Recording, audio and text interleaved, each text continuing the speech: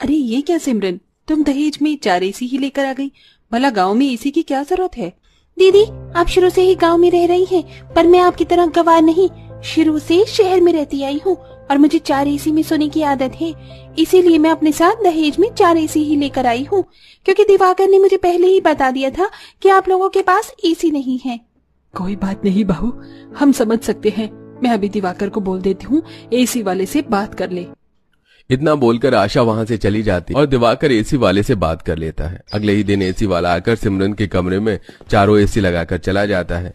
ऐसे ही कुछ दिन बीत जाते हैं और जहां सिमरन अपने कमरे में एसी की ठंडी हवा खा रही होती है तो वहीं सुमन भी मौका मिलते ही खेत चली जाया करती।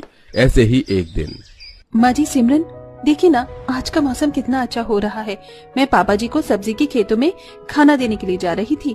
मैं तो कहती हूँ कि आज आप दोनों भी मेरे साथ चलिए, घंटे 2 घंटे वहीं बिता कर आएंगे। मुझे कोई शौक नहीं है इस गर्मी में बाहर जाने का। आप जाओ, मैं अपने कमरे में ही सो लूंगी। कोई बात नहीं बड़ी बहू, मैं चलती हूँ तेरे साथ। गंवारपन की भी हद होती है। इन लोगों को एसी से ज्यादा बाहर की हवा पसंद है, वो भी इतनी गर्मी में।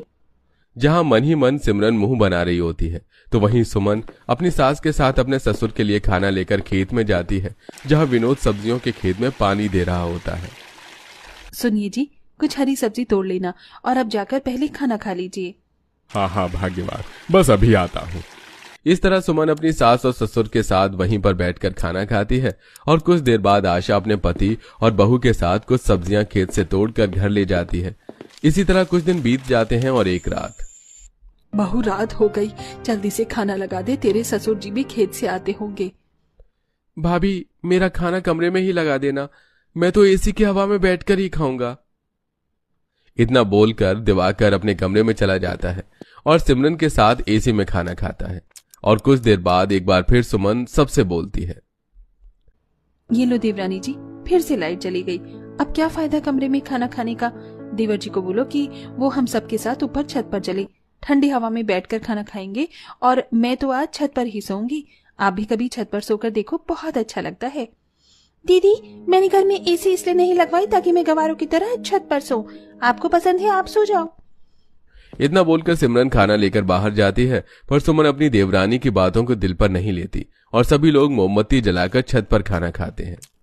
घर में लाइट नहीं है, पर देखा हमारा कमरा अब भी ठंडा है। पर इन लोगों को क्या, इन गवारों को तो आदत है खुले आसमान के नीचे सोने और खाने की। क्या सिमरन, तुम भी ना, अब उन्हें पसंद है खुले में सोना, छोड़ो ना उन्हें। दिवाकर की बातें सुन सिमरन मुंह बना लेती है।